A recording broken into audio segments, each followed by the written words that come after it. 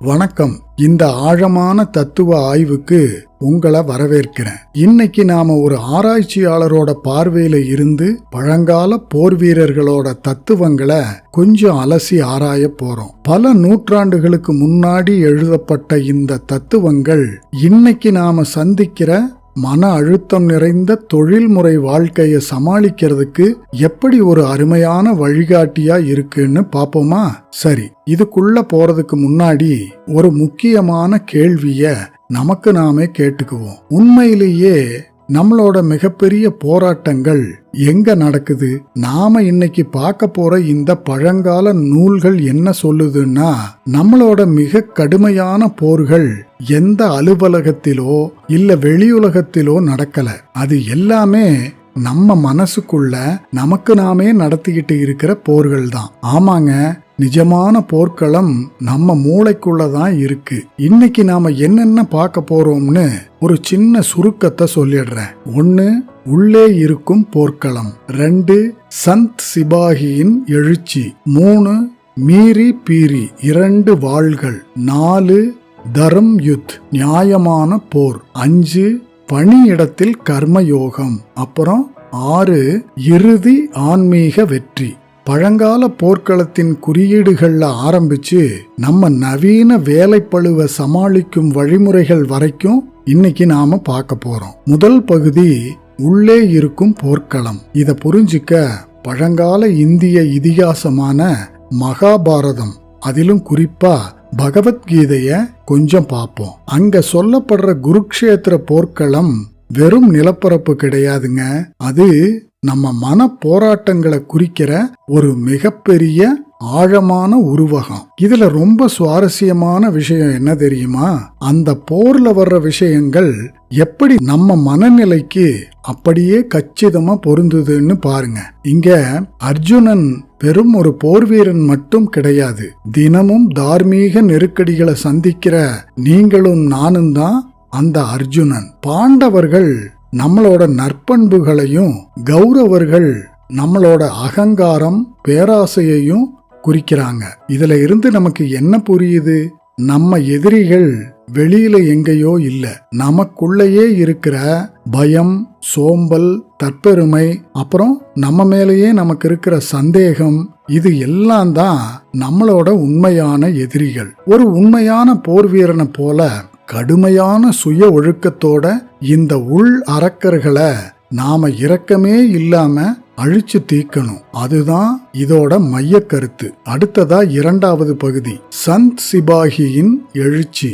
இது வரலாற்று ரீதியா எப்படி உருவாச்சுன்னு பார்க்கலாம். 17ஆம் நூற்றாண்டுல சீக்கிய பாரம்பரியம் இந்த அக மற்றும் புற முரண்பாடுகளை எப்படி ஒரு போர் வீரனுக்கான பிரத்யேக அடையாளமா மாத்துச்சுன்னு இப்ப நாம தெரிஞ்சுக்க போறோம். ஒரு ஆராய்ச்சியாளரா இத பார்க்கும்போது இந்த சந்த் சிபாகி அப்படிங்கிற கருத்து ரொம்பவே ஆச்சரியமா இருக்கு. ஏன்னா இது ஒரு மிகப்பெரிய முரண்பாடு. ஒரு பக்கம் ஒரு துறவிக்கான ஆழமான ஞானமும் தன்னலமற்ற தன்மையும் இருக்கணும்னு எதிர்பார்க்கப்படுது. அதே நேரம் இன்னொரு பக்கம் ஒரு சிப்பாய்க்கான அபாரமான ஒழுக்கமும் தைரியமும் இருக்கணும். சுருக்கமா சொல்லணும்னா இரக்கமும் வீரமும் ஒன்னா சேர்ற புள்ளி தான் இது. சீக்கியர்களின் 6வது குருவான குரு ஹர்கோவிந்த் அவர்கள் வாழ்க்கையில நடந்தத கொஞ்சம் யோசிச்சு பாருங்க. தன்னோட தந்தை தூக்கிலிடப்பட்ட அந்த கடுமையான நெருக்கடியான நேரத்துல கூட ஒரு தலைவர் எப்படி தூய்மையான நேர்மையோட இருக்கணும்னு அவர் உலகுக்கு நிரூபிச்சார். தன்னோட ஆன்மீக ஞானத்தை பலவீனமானவங்களை காப்பாத்துற கடமையோட அவர் இணைச்சார். அதுதான் ஆயுதம் ஏந்திய ஆன்மீகத்தின் தொடக்கமா அமைஞ்சது. பகுதி 3 மீறி பீரி 2 வாள்கள். துறவியாவும் அதே நேரம் போர் வீரனாவும் இருக்கிற இந்த சமநிலைய முறையா கொண்டு வர குரு ஹர்கோவிந்த் அவர்கள் ஒரு புதுமையான கருத்தை அறிமுகப்படுத்தினாரு.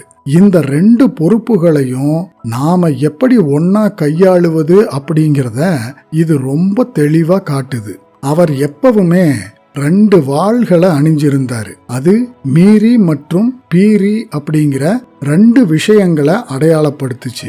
உலகியல் கடமைகள்ல தீவிரமா செயல்படுறதும் உள்ளுக்குள்ள ஆன்மீக அமைதியோடு இருக்கிறதும் ஒண்ணுக்கொன்னு எதிரானது கிடையாது. உண்மையான சமநிலைக்கு இந்த 2மே ரொம்ப அவசியம் அப்படிங்கிறத இது தத்ரூபமா உணர்த்துது. அடுத்து 4வது பகுதி தரம் யுத், அதாவது நியாயமான போர்.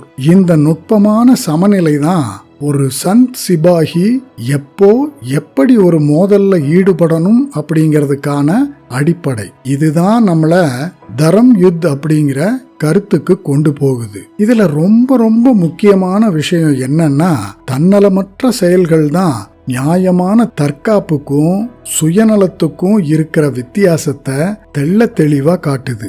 ஆயுதத்தை எடுக்கிறதோ இல்ல வன்முறையை கையாள்றதோ நீதியை நிலைநாட்டுறதுக்கான கடைசி ஆயுதமா மட்டுமே இருக்கணும். ஒருபோதும் அது பொருள் ஈட்டுறதுக்காகவோ இல்ல தனிப்பட்ட லாபத்துக்காகவோ இருக்கவே கூடாது. கொஞ்சம் யோசிச்சு பாருங்க, இது எவ்வளவு வலிமையான விஷயம். ஒரு போரோட உச்சகட்ட குழப்பத்துல கூட மனச நடுநிலையா தியான நிலையில வச்சுக்கிறது மூலமா ஒரு போர் வீரன் கோபத்துல எந்த முடிவும் எடுக்காம ரொம்ப விழிப்புணர்வோடும் பயம் இல்லாமலும் செயல்பட முடியுது. இது நம்ம அகங்காரத்தை அழிக்கிறதுக்கும் சமுதாயத்தை காப்பாத்துறதுக்குமான ஒரு கருவியா மாறிடுது. 5வது பகுதி பணியிடத்தில் கர்மயோகம். சரிங்க, இது வரைக்கும் பழங்கால தத்துவங்களை ரொம்ப ஆழமா பார்த்துட்டோம். இப்போ இந்த கருத்துக்களை நாம தினமும் சந்திக்கிற அதிக மன அழுத்தம் நிறைந்த நம்மளோட தொழில்முறை வாழ்க்கைக்கு எப்படி பயன்படுத்துறதுன்னு பார்க்கலாம். இன்னைக்கு இருக்கிற நவீன ஆராய்ச்சியாளர்கள் நம்ம வேலை பளுவையும் மன அழுத்தத்தையும் குறைக்கிறதுக்காக பகவத்கீதையில சொல்லப்பட்ட ஸ்தித பிரஜை, அதாவது நிலையான ஞானம் அப்படிங்கிற கருத்தை எப்படி தீவிரமா பயன்படுத்துறாங்க அப்படிங்கிறத நாம பார்க்க முடியுது. நவீன கால வேலை மற்றும் தனிப்பட்ட வாழ்க்கைக்கான சமநிலையை உருவாக்குறதுல இது ஒரு பெரிய திருப்பு முனையா இருக்கு. நம்மள பலரும் சம்பளம், பதவி உயர்வு அப்படிங்கிற உந்துதல்ல தான் வேலை செய்யறோம். ஆனா பலனை எதிர்பார்க்காத தன்னலமற்ற கடமையை செய்யறதுக்கு மாறுறது மூலமா பெரிய பெருநிறுவன நெருக்கடிகளில் கூட நம்மளால கவனமாகவும் அமைதியாகவும் இருக்க முடியும். உதாரணமா, ஒரு முக்கியமான வேலையில உங்களோட 100% உழைப்ப போடுங்க. ஆனா அதோட முடிவு என்ன ஆகுங்கிறத அந்த கவலையை மட்டும் தூக்கி தூரமா போடுங்க. எதிர்பார்ப்புகள் குறையும் போது மன அழுத்தம் மாயமா மறைஞ்சிரும். நம்ம அன்றாட பணிகள்ல கர்மயோகத்தை எப்படி கொண்டு வர்றதுன்னு சில எளிய வழிமுறைகள் இருக்கு. முதல்ல உங்க வேலைய உங்களால முடிஞ்ச வரைக்கும் ரொம்ப சிறப்பா செய்யுங்க. அப்புறம் அந்த வேலைய ஒரு உயர்ந்த தார்மீக நோக்கத்துக்காக அர்ப்பணிச்சிடுங்க. அதுக்கப்புறம் முடிவுகள் மேல இருக்கிற பற்ற முழுசா விட்டுடுங்க. வேலைய சிறப்பா செய்யறோம், கடமைய செய்யறோம், முடிவை பத்தி கவலைப்படாம அமைதியா இருக்கிறோம். இதுதான் இந்த ரகசியம். இப்போ நாம கடைசி பகுதிக்கு வந்துட்டோம். இறுதி ஆன்மீக வெற்றி. இந்த ஆய்வோட முடிவுக்கு வர்ற இந்த நேரத்துல வாழ்க்கையில வெற்றி பெறுவது அப்படின்னா உண்மையான அர்த்தம் என்னங்கிறத நாம திரும்பவும் யோசிச்சு பார்க்கணும். உண்மையான வெற்றி அப்படிங்கிறது மத்தவங்களை அடக்கி ஆள்றது கிடையாது. தார்மீக செயல் அப்படிங்கிறது நம்மளோட சுய அகங்காரத்தை கடந்து போறதுக்கான ஒரு கருவிதான். அதனால வெளியில எல்லாரையும் ஆதிக்கம் செலுத்துறத விட நாம நம்ம மனச கட்டுப்படுத்துறதும் அபாரமான சுய கட்டுப்பாடோட இருக்கிறதும் தான் நிஜமான மிகப்பெரிய சக்தி. நீங்க மறுபடியும் உங்களோட அன்றாட போர்க்களத்துக்கு திரும்பும் போது சிந்திச்சு பார்க்கறதுக்காக இந்த ஒரு கேள்விய நான் உங்ககிட்ட விட்டுட்டு போறேன். உங்களோட தினசரி போராட்டங்கள்ல நீங்க சுத்தி நடக்கிற சூழ்நிலைகளுக்கு இரையாக போறீங்களா, இல்ல ஒரு போர் வீர துறவிக்கான கருணையோடும் கடுமையான ஒழுக்கத்தோடும் போராட போறீங்களா? உங்களுக்குள்ள இருக்கிற இருளை வென்று உங்களை ஒரு சந்த் சிபாகியாக மாத்திக்க நீங்க தயாரா? யோசிச்சு பாருங்க. தொடர்ந்து தேடுங்க, தொடர்ந்து கத்துக்கோங்க. மீண்டும் சந்திப்போம். ஆனந்தமாக இருங்கள்.